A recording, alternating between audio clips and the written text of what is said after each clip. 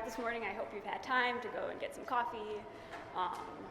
It's been great to be here at this conference and in Chicago. I have No, you're good. Okay. Oh, yeah. Anyway, yeah, I grew up near here, so it's really great to be back. A quick note before we get started, I do have my slides tweeted out if you do want to follow along. There's quite a few slides with code on them, so if you want it in front of you, go ahead and look that up on my Twitter, @TTGonda. I am a software developer at Collective Idea. We are a consulting company in Holland, Michigan, so we build custom software solutions for our clients.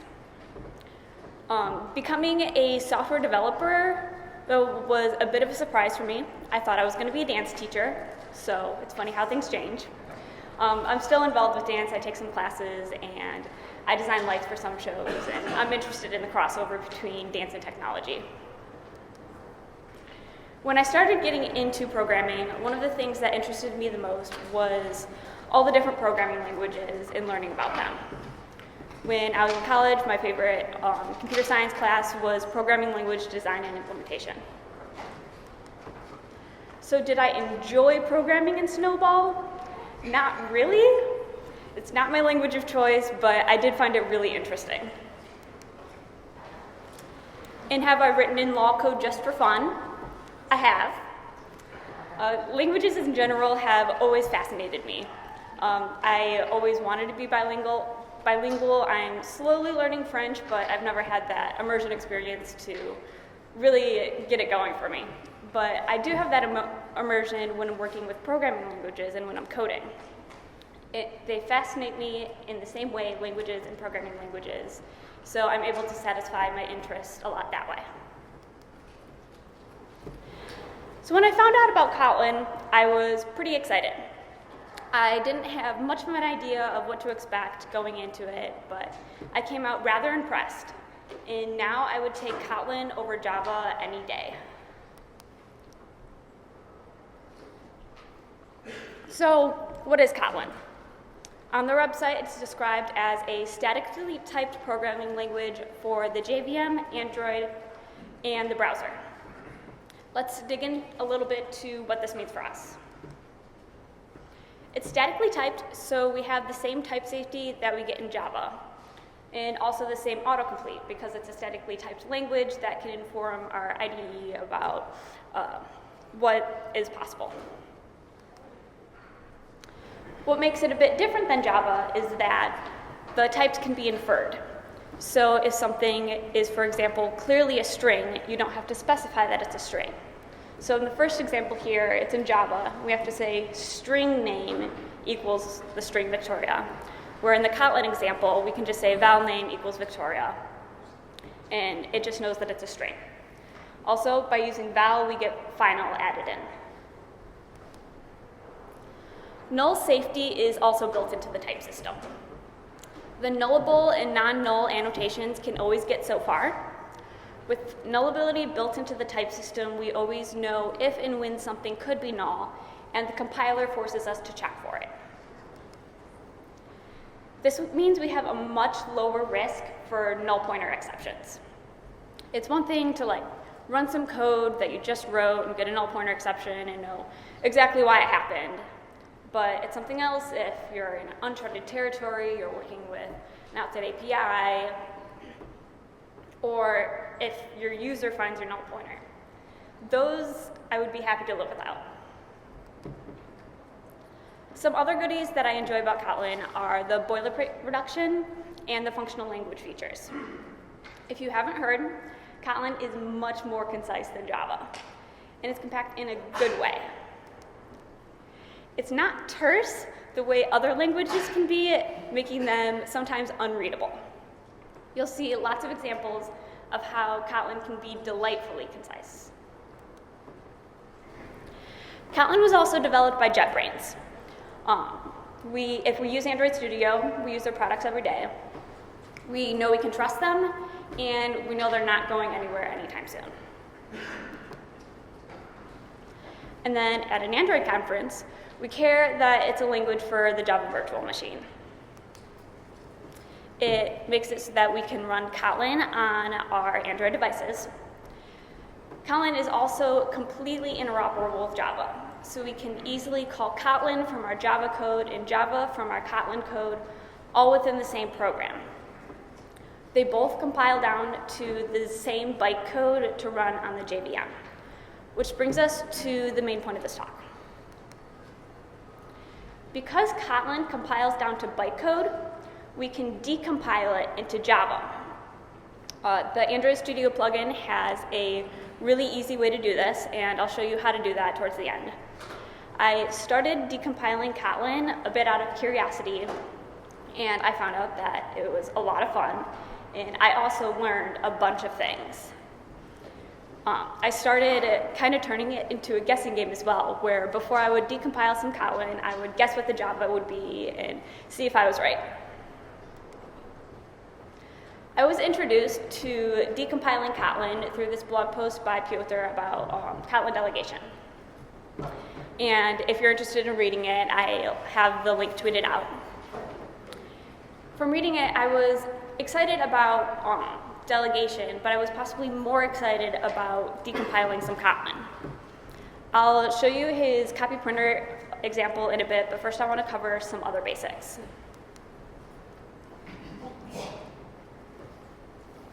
So before the end of this talk, we're going to look at data classes, null safety, delegation, class extensions, and lambdas. I'll also give you some tools so that you can continue this exploration on your own.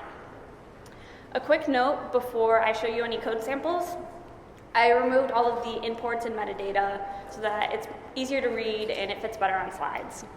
Also, if we're looking at, say, a specific method inside a class, I removed the surrounding class. Let's start with a simple class. This is the first type of thing that I tried decompiling. Let's say we have a user. The user has a first name and a last name. Let's make the first name immutable and non-null, and the last name will have mutable and nullable. And here's what that would look like in Kotlin. And that's really the whole thing. We have the class name and some attributes. We use val and var to make them immutable and mutable, respectively. We also have a question mark after string, which makes last name nullable. Already, we can see how much Kotlin does for us. It's concise with just the information that we need. And we get a lot from it. So let's see what happens when we decompile this into Java. We get all of that. Some things are what you might expect, but let's break it down so we know all the parts that are there. The first thing to notice is that the class is final by default, so you can't extend it. Immutability in using final can be a great practice. It makes objects simpler. Having final makes things more thread safe. And it could be a slight bit more legwork if you're working with libraries that depend on classes being open, but usually it's worth the better code, and if you run into issues, there's usually resources to help you get around that. Then we have the fields. They're private by default, which is great. We have the first name that we wanted immutable, marked as final. And then we also have the non-null and nullable annotations. Next is the constructor. Notice the first line of the body. The check parameter is not null. Nullability is built into the type system, so we're usually safe. But what if we're calling Kotlin from Java code? Kotlin does a check for us just in case. And we can take a look at that method, and we can see that it points us right to what is null and where, so that we can easily find it and fix it if it comes up. I often find the stack traces a bit easier to read, and if I have to live with nulls, I, again, would rather do it this way.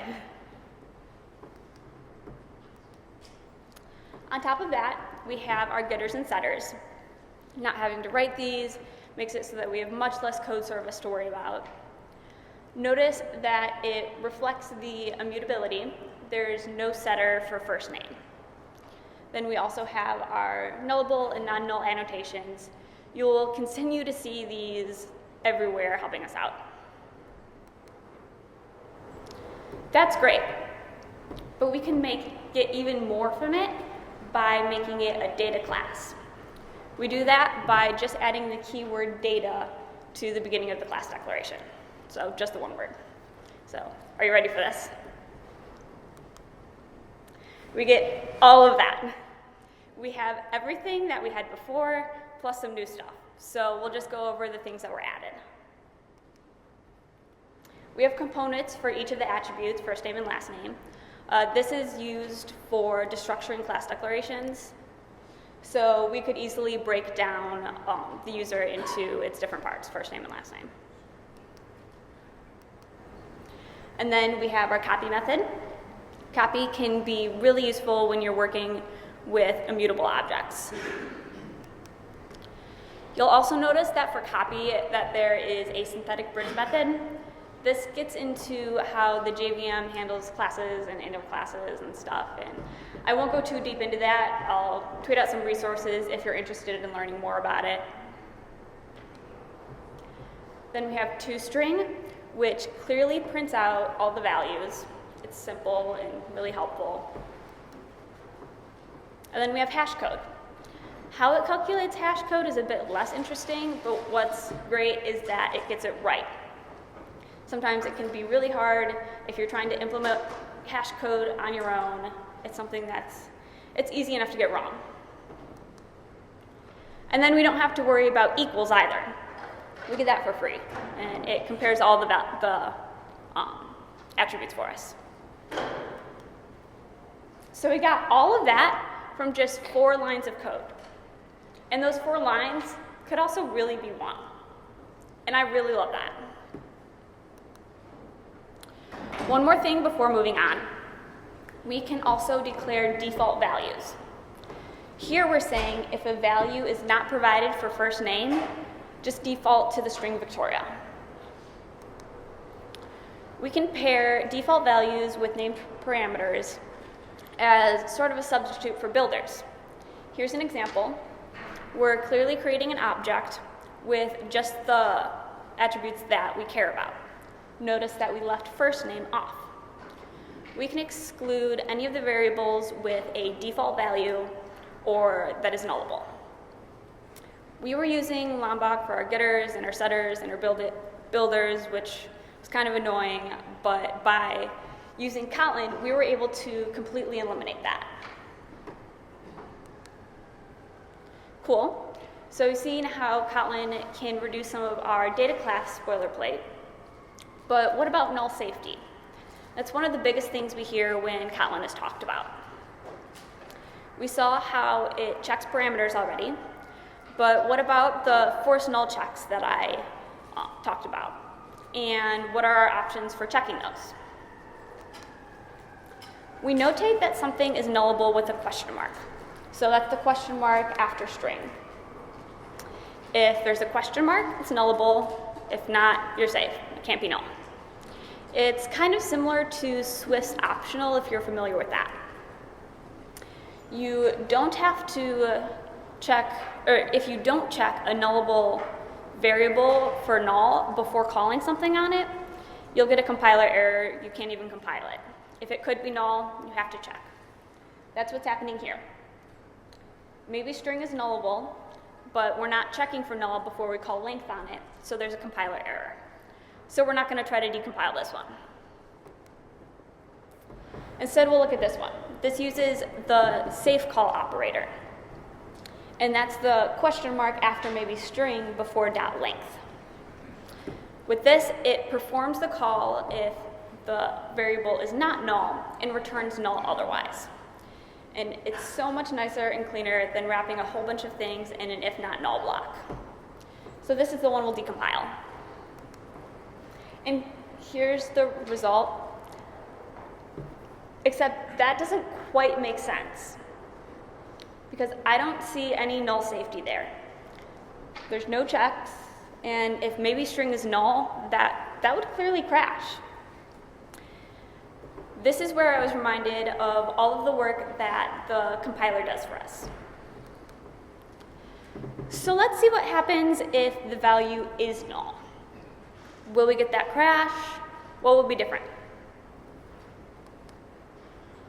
Okay, so it is adding the null check. The compiler was able to tell previously that it did not need the null check because we were assigning something not null to a final variable. So it was able to remove that extra code for us. If the compiler is doing this work for us, imagine what else it's doing. Okay, so if you really, really, really like null pointer exceptions, and you can't imagine living without them, and that's really your tipping point if you decide to use Kotlin or not, you're in luck, you still have options. By using a double bang, you can call the method on it anyway without doing the check. And then you can get your null pointer exception. So we have maybe string double bang dot length. And here's the Java. No doubt we'll get an error. It does an explicit check for nil and then throws the error for you. So there's no doubt where it's coming from. A couple other null safety options. We can combine the null safe operator with let for null safe scoping. By doing this, we can pass an entire block that's dependent on the value not being null. Here, we're saying if maybe string is not null, execute this block. We're naming the variable string inside of the block. If we had not given it a name, it would have defaulted to a variable named it. So here, if maybe string is not null, assign it to string, and then call string.length. It's a little unimpressive for this small block, but it can be really useful if you have multi-lines that are dependent on something not being null. Then the Java, we can see that it does the check for null, assigns it to the variable, and then performs the rest of the operations. Again, had we allowed it to default instead of a variable named string, it would be a variable named it. The last null safety thing that we'll look at this morning is the Elvis operator. If you turn your head on your side, you might recognize a familiar face. With it, we can easily give a default value if the variable is null. It's kind of like an is not null ternary operator. So here, we're saying that if maybe string is not null, then return the length, otherwise return 0. It's short and sweet. And it produces the conditional we might expect. If not null, call .length, otherwise return 0. Null safety and data classes are two of the biggest ones for me with Kotlin. But there's plenty of other things that I like. I mentioned delegation earlier, so let's look at that next. Delegation can be a good replacement for inheritance. Using composition over inheritance is one way to avoid some of the sticky situations you can get into with inheritance. And delegation is a form of composition. It can also cut down on some of our cognitive overhead and the number of things that we have to look at when we're trying to understand some bit of code. Here's the copy printer example in Kotlin. Again, this one is not my code. This is from the blog post by Piotr that I have tweeted out. The most interesting part of this declaration is the copy printer class declaration. It clearly says that it copies by copy and prints by print, right there. And then after that, we just have our interfaces for copy and print. It's really clear and pretty simple, so let's expand it. Okay, many more lines of code, but we can pretty clearly see what's going on once we break it down. We have the class that implements copy and print. And then we have fields to store copy and print objects. It then takes a copy and a print objects into the constructor and assigns it to those fields. From there, it forwards the copy and print methods to those copy and print objects that we got in the constructor. Finally, we just have the interfaces for copy and print, which look as you might expect. We can see that all of this is nothing too crazy, but it's another example of how Kotlin reduces our buggable surface area and improves our code reading comprehension. Moving on, something that has been a useful practice in Java is to have static utility classes. Some of the methods that we put on these can be pretty application specific, but some of the methods seem like they should just be on the class itself. For example, checking if a string is empty. It can be annoying to have to call the util class all the time, and Kotlin has a pretty smooth way of dealing with this with extensions. With extensions, we can access these methods from an instance of that class. It's like a way to add functionality to the class without having to inherit it or wrap it at all. From Kotlin, it straight up looks like you're editing the class. And it sounds crazy, but it's really helpful. One place that has worked really well for me using this is when I had an application where I had to do a lot of math with time. One of the things was finding a fixed set of boundaries around a time. And I was able to add an extension method to the datetime class to quickly get those boundaries. So let's take an example of extending the string class. Remember, string is final, so we can't inherit it. We're just going to add a function that doubles a string. So if you put in hello, you'll get hello, hello. This is what it looks like in Kotlin. To declare it, we take the class name and then dot it to the function name. So string.double here. And yeah, it looks like you're modifying that class. Also take note of the file name string.ext.kt. That'll be important for just a hot second. Then when we call it, it looks like we're calling a method that has always belonged to that class. Looks like this double method just belongs to string. And this might not be unexpected from an interpreted language, but it's so different from what we're used to in Java. So let's find out what's going on here. Okay, so it basically does the same thing if we were to manually do it with a util class. It names the class the same as our file name, the string ext.kt, and then it has the static method. And then if we call it in Java, it calls the static method on the class. In fact, this is how you would call it if you had written your extension in Kotlin and then wanted to use it in your Java code. But wherever we have the Kotlin, we get the benefit of the nicer code and the null checking. I mentioned that Kotlin has a lot of functional language properties, so we should take a look at some of those. I'll admit that I am a really big fan of functional languages and higher order functions. When I was first learning how to code in my Java class, with some of the problems that we were solving, I just really wanted to be able to pass in another function into a function to solve those problems, and I didn't think that it was fair that I couldn't. So I started learning about some other languages where I could, and I was pretty happy about that. And then I learned about Kotlin and that I could do it on Android, and I was really excited. So it's time for an example. We'll solve a problem. Let's take just creating a list of the first n squares. In Java, if we did this, we might have a counter and a loop and some conditionals, and inside the loop, we'd add the next square to the list until we got through n. So how might we do this in Kotlin? And that's it, right there. What we're doing here is we're passing in a lambda or a code block into the ArrayList constructor. And it's performing that block on each number 0 through n, represented as I inside the block, multiplying those together, performing that operation, and adding it to the list. I do realize that this is actually computing 0 through n minus 1, but decided to keep it that way for simplicity. You can imagine what it would look like if we were multiplying I plus 1 together instead of I times I.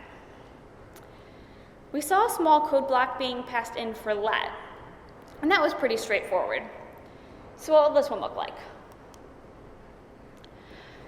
Okay, a bit bigger and more complex. So we could read it better. I renamed some of the variables and got rid of some of the unnecessary casting and boxing, so we can read it a bit better. Looking at it, it is creating the list, it's looping through the numbers and incrementing the number in the loop, and adding the square to the list, and then breaking when it reaches n. So same concept of what we might do if we had manually written it in Java. Maybe we would have used a different loop, or put our conditionals in a different place, but it's the same idea. And it's much easier to read and understand in the Kotlin. We could have easily called a function in that block as well. Here we'll do that so that we're correctly finding the first n squares instead of 0 to n minus 1. The only difference here is that instead of passing in I times I, we're doing square I plus 1. And then in the Java example, only the one line changes where it performs that operation. The examples of functions that we've looked at so far have all been inlined. This is the let declaration. We can see that it has the inline keyword in the signature. This means that the compiler generates the code to insert into the function where it's being used. This is consistent with what we've seen before with let and the array list constructor. When declaring a function that takes another variable, it will insert the code for us. So let's see how we make one.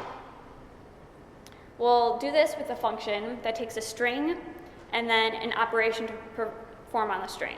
It'll print out the string ahead of the string that was passed in, perform the operation, and then print out the result.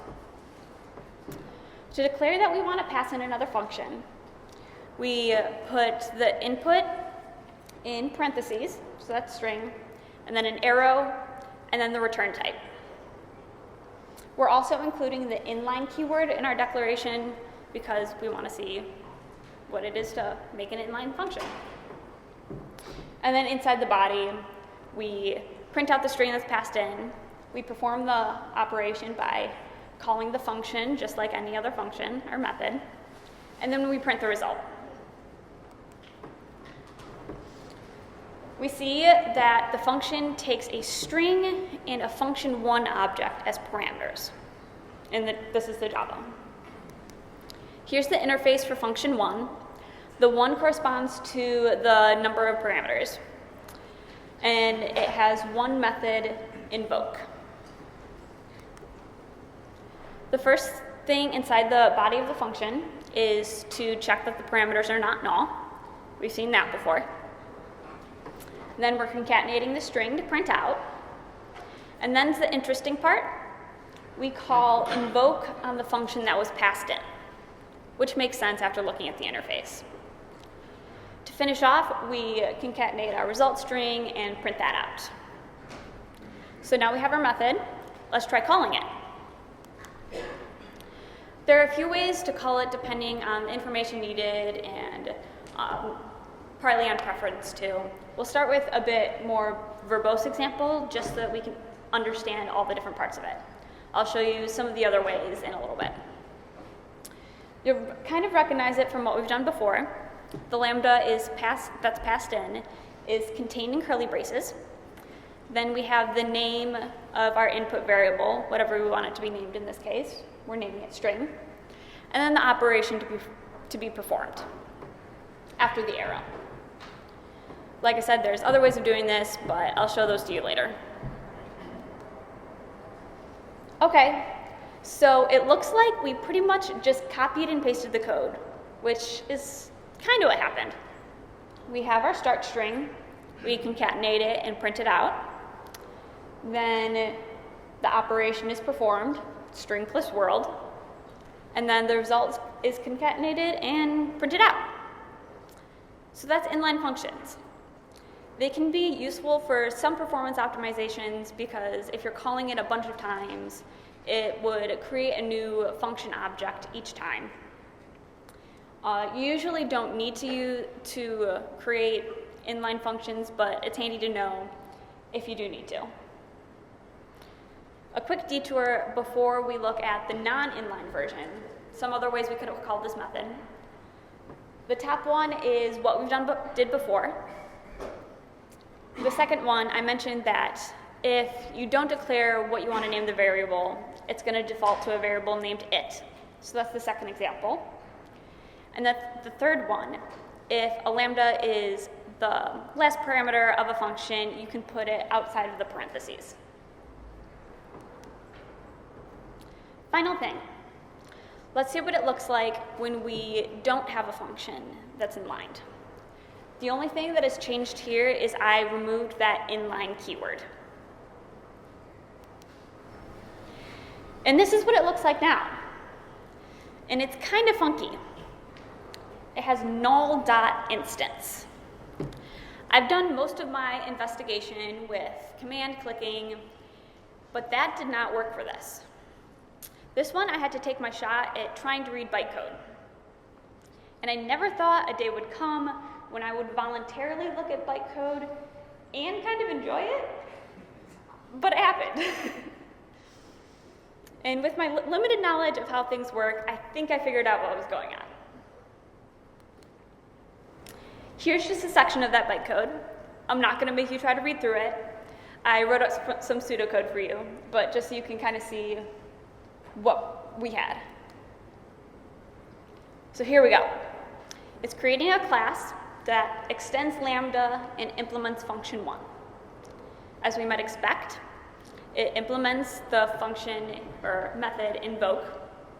In that method, it uses a string builder to concatenate the given string with world.